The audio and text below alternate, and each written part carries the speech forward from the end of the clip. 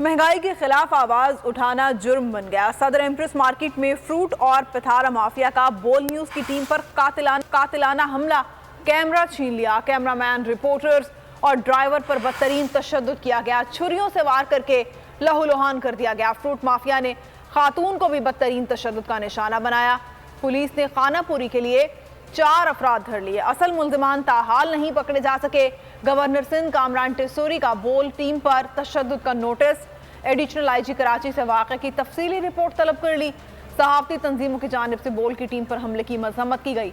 जिम्मेदारों की गिरफ्तारी का मुतालबा किया गया। केला है वो ये 250 रुपए करे में। कराची में बोल न्यूज की टीम पर हमला, फ्रूट और पथारा माफिया बोल न्यूज की टीम पर टूट पड़ी। बदतरीन तशद्दुद और छुरियों के वार से बोल न्यूज की टीम के अराकीन शदीद जख्मी। कराची में सदर एम्प्रेस मार्केट फ्रूट मंडी में महंगाई के खिलाफ कवरेज करने वाली बोल न्यूज की टीम पर फल फरोशों और पथारा माफियों ने छुरियों से हमला कर दिया, जिससे कैमरामैन दानियाल और काशिफ हमीद और ड्राइवर जख्मी हो गए। हमलावरों ने कैमरा भी छीन लिया, जो वापस नहीं मिला। बोल न्यूज की टीम पर हमला उस वक्त किया गया जब वो एक खातून से महंगे फ्रूट पर बातचीत कर रहे थे। भाई जो 100 रुपए केला है वो ये 250 रुपए करे में। पथारा माफिया के लोगों ने बोल न्यूज की टीम को संगीन नताइज की धमकियां भी दी।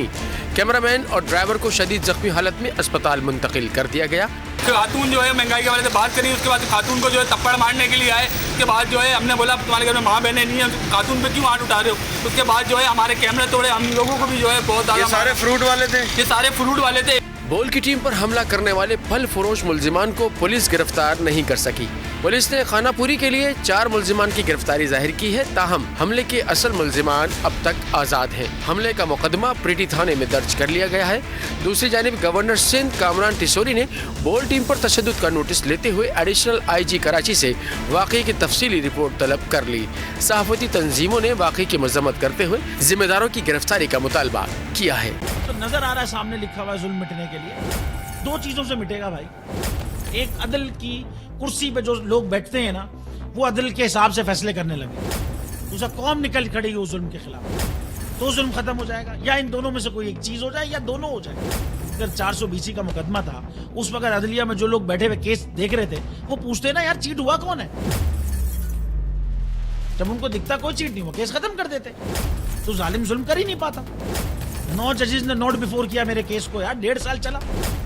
शख्सी जमानत का केस, सेम केस इस्लामाबाद में कर दिया। एक ही इल्जाम पे 2 केस हो नहीं सकते भाई। मतलब 60 दिन का वक्त होता है। 102 दिन के बाद मैं जीत गया, केस बरी हो गया। 102 दिन के बाद अपील फाइल की, एक्सेप्ट कर ली। नहीं करते ना एक्सेप्ट, खत्म हो जाता ना जुल्म यार। भरी अदालत में मुझे बरी कर दिया, फिर पता नहीं क्या हुआ 2.5 घंटे बाद का नोट बिफोर। मैं नहीं सुनता ये केस, खड़े रहते अपने फैसले पे, मिट जाता जुल्म। अल्लाह ताला ने बिठाया इन कुर्सियों पे इनको यार, ये अल्लाह ताला की तरफ से फैसले करने हैं। तो या तो ये फैसले आएंगे, जुल्म मिट जाएगा, या कौम खड़ी हो जाएगी जुल्म के खिलाफ।